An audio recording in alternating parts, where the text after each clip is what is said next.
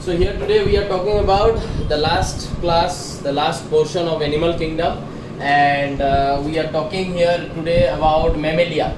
Okay, the most advanced, the most well evolved members of animal kingdom. So that is what I have written over here. They are the best evolved members of animal kingdom. AK signifies for animal kingdom.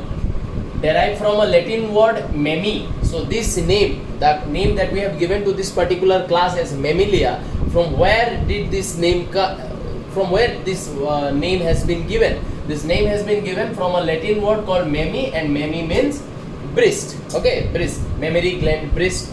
Okay, the most unique character is the presence of milk producing gland. So this breast, inside this breast there are some glandular portion present which produces milk. So generally the breast or mammi or mammary gland is also called as what? Milk producing gland, because they produce milk with the help of which they nurture their young ones. They give nourishment to their young ones. जो छोटा छोटा उनका बच्चा है उन लोगों को nourishment मिलता है at the initial part of their life. Okay, so this character is very unique, and this character is only confined to this particular class.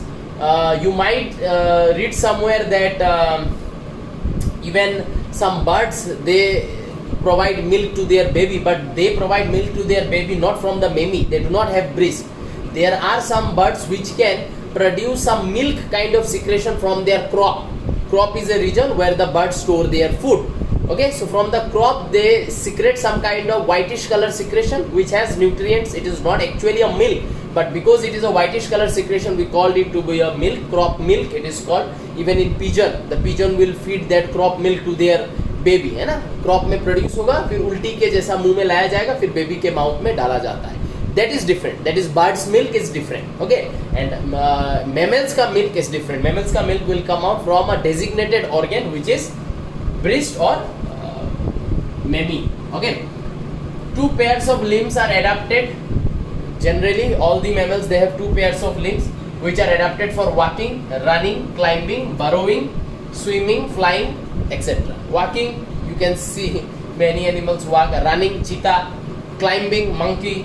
Burrowing, there are some animals which dig burrows and they live inside there, that thing. Okay. Swimming, flying, is not it? For swimming, like we can see there are many such, like platypus. Platypus has a feet which is webbed. Webbed means in between the toes there is present, like duck, there is present a fold of skin which is called as webbed feet. So with the help of webbed feet they swim. Flying, you know, bat.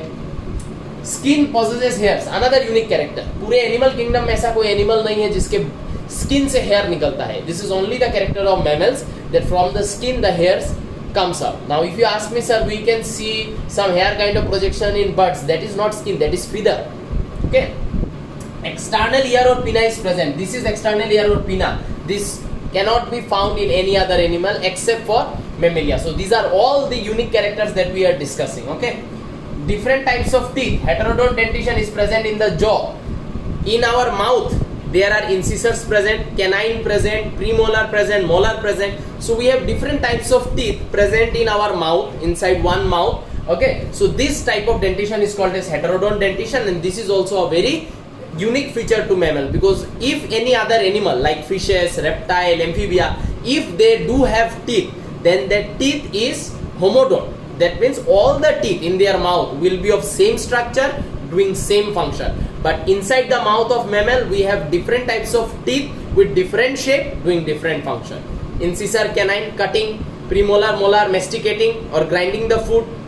So this is called heterodont dentition. Heart is 4 chambered. Okay, so this is a common feature. Birds का भी heart 4 chamber होता है, crocodile का भी heart 4 chamber होता है. So this is a common feature. Make notes. Moving to the next part.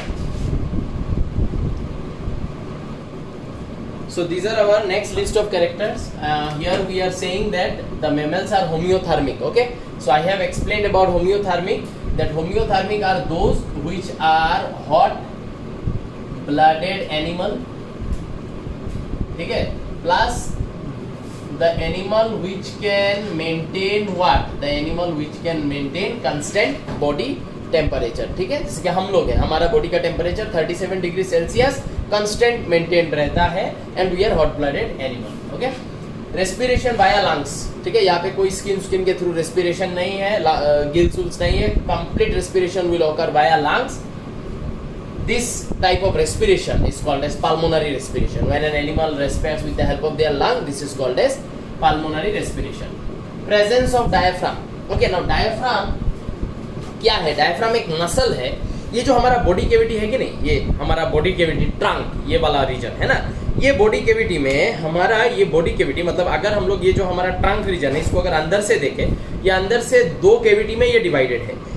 बीच से diaphragm पास होता है जो हमारा इस कैविटी को दो हिस्सा में डिवाइड करता है. ऊपर का कैविटी जो है उसको हम लोग थोरासिक कैविटी बुलाते हैं, एंड नीचे का जो है उसको हम लोग एब्डोमिनल कैविटी बुलाते हैं. ठीक है, पेट इंटेस्टाइन जहां पे है that is abdominal cavity, lungs heart जहां पे है दैट इज थोरासिक कैविटी. ठीक है, और ये जो हमारा इसका चेस्ट के अंदर का जो जगह है वो है थोरासिक कैविटी, और ये पेट के अंदर का जो जगह है दैट इज एब्डोमिनल कैविटी. ठीक है, और इन दोनों के बीच में एक मसल पास हो रहा है जो इन दोनों कैविटी को अंदर से डिवाइड कर देता है. ठीक है, and that muscle is your diaphragm. तो यहाँ पे मैंने लिखा है clearly which demarcates thoracic and abdominal cavity.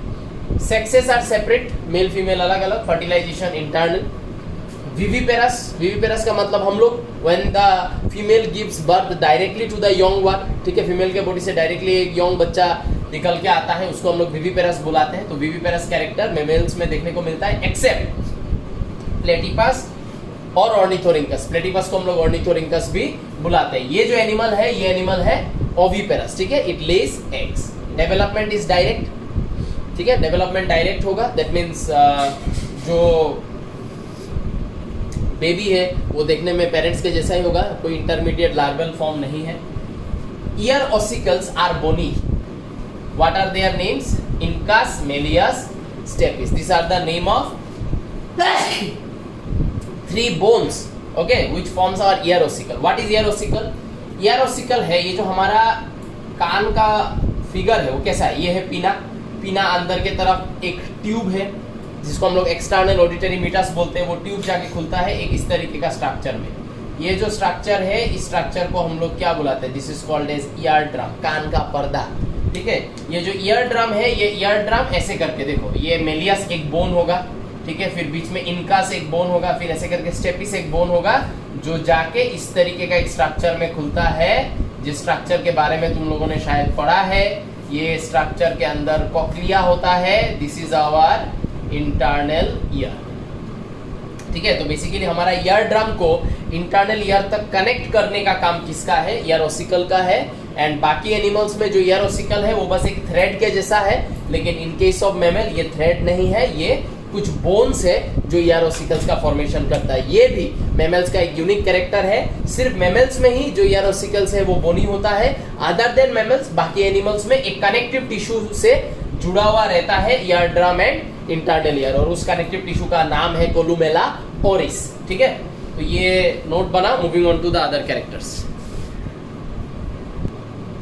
So these are some other characters. ठीक है, नेक है 7 सर्विकल वर्टिब्री. ठीक है, वर्टिब्रल कॉलम हम लोग बहुत बात कर रहे हैं. वर्टिब्रल कॉलम इज जनरली हमारा बैकबोन है ना, जो हमारा बैकबोन है उसको हम लोग वर्टिब्रल कॉलम बोलते हैं. वर्टिब्रल कॉलम हमारे नेक मतलब हमारा नेक का एकदम स्टार्टिंग पॉइंट से स्टार्ट होता है और हमारे स्कल के साथ जुड़ा हुआ रहता है. ठीक है, तो यहाँ से ऑलमोस्ट स्टार्ट होगा एंड एकदम पेल्विक रीजन तक, मतलब एकदम हमारा जहाँ पे हमारा बटॉक है, हमारे बटॉक तक it will run till there. ठीक है ना, तो ये जो वर्टिब्रल कॉलम यहाँ से हमारे बटॉक तक रन कर रहा है. How many bones are there in order to make this backbone? There are 26 bone. ठीक है, विच जॉइंट्स टुगेदर, एक के बाद एक ऐसे करके जॉइंट करेगा to form our vertebral column. ठीक है, तो ये जो 26 बोन इनको हम लोग क्या बुलाते हैं? We call them vertebrae. ठीक है, the 26 bone are called as vertebrae. So among this 26, 7 bones are present only in our neck region. ठीक है, तो नेक रीजन का जो वर्टिब्री है उसको सर्विकल वर्टिब्री बोला जाता है. नेक रीजन को सर्विकल रीजन भी बोला जाता है. ठीक है, तो नेक रीजन में जितना हमारा वर्टिब्री है उनको सर्विकल वर्टिब्री बोला गया है. एंड कितना है हमारे नेक रीजन में? 7 vertebrae are there in our neck region except sea cow. Sea cow में 6 है. ब्रेडिपास या स्लॉथ एकदम धीरे धीरे एक एनिमल है जो एकदम धीरे धीरे चलता है, लेजी पूरा, उसमें 9 to 10 है. ठीक है, in males testis have come to lie outside the body cavity in scrotal sac.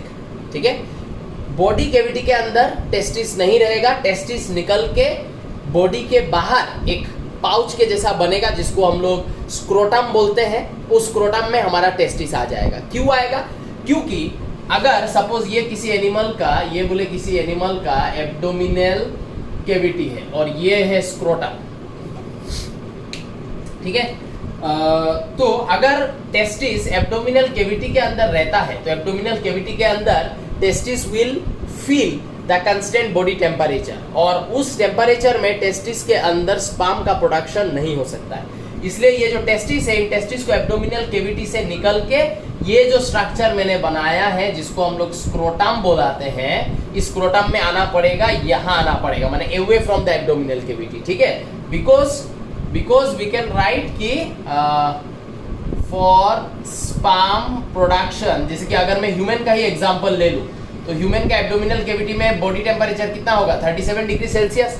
लेकिन फॉर स्पर्म प्रोडक्शन हमारे टेस्टिस को, हम मेल के टेस्टिस को चाहिए 34.5 से लेके 35 डिग्री सेल्सियस का टेम्परेचर। दैट इज 2 से 2.5 डिग्री सेल्सियस का टेम्परेचर लो होना बहुत जरूरी है टेस्टिस में स्पर्म प्रोडक्शन होने के लिए।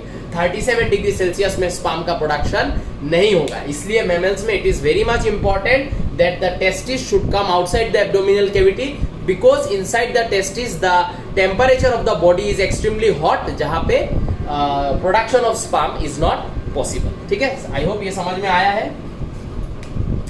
नेक्स्ट है मैमल्स में 12 पेयर्स ऑफ क्रेनियल नर्व्स है, ठीक है। ब्रेन से कुछ कुछ नर्व्स बाहर निकलता है, these are called as cranial nerve. So there are 12 pairs of cranial nerves associated with the brain of mammals, ठीक है। अच्छा, इसके बाद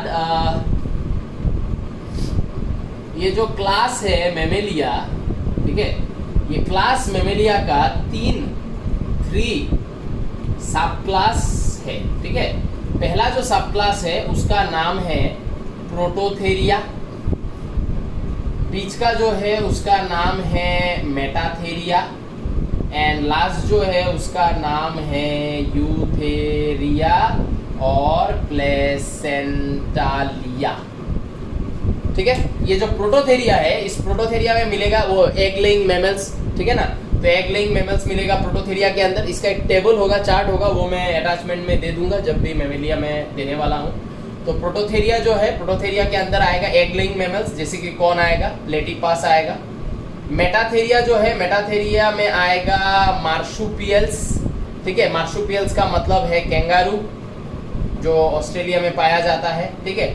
एंड प्लेसेंटालिया में आएगा सब modern mammals, whale, bat, cat, dog, है ना, एलिफेंट, हम, bat, everything will come under this eutheria और प्लेसेंटालिया, फॉक्स वगैरह सब इसके अंदर आएगा, ठीक है। तो prototheria egg laying mammals, platypus, metatheria marsupial mammals, kangaroo, ठीक है। इनका यूनिक नेचर ये है, क्यों मार्शुपियल बुला रहे हैं इनको, कैंगारूस को क्यों मार्शुपियल बुला रहे हैं? क्योंकि कैंगारू का तुम लोगों को पता है एक पाउच है, जिस पाउच में उसका बेबी घुस के रहता है, तो उस पाउच का नाम है मार्शुपियम, MARSUPIUM।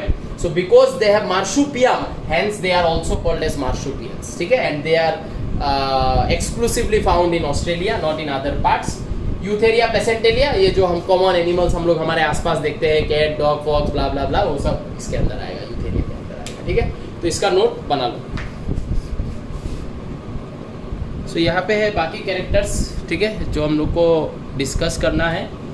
स्किन पॉसेसेस सम क्यूटेनियस ग्लैंड, मतलब स्किन में कुछ ग्लैंड्स प्रेजेंट है जो बाकी एनिमल्स में हम लोग को देखने को नहीं मिलता है। Specially this type of gland जो है स्वेट, जिसको हम लोग एक और नाम से बुलाते हैं सुडोरिफेरस ग्लैंड, जो स्वेट छोड़ता है बॉडी में। स्वेट तो I hope you know.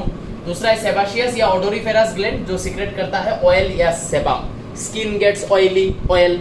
Sebum, what is sebum? कान में जो है ear wax, that is sebum. तो इस तरीके का thicker secretion is done by sebaceous gland और ओडोरिफेरस ग्लैंड, जबकि sweat is release from that gland. Sweat gland और सुडोरिफेरस ग्लैंड बुला सकते हैं, ठीक है। ये जो मेमरी ग्लैंड है, जिसके ऊपर इस क्लास का नाम ही आया है Mammalia, that is a modified sweat gland, ठीक है।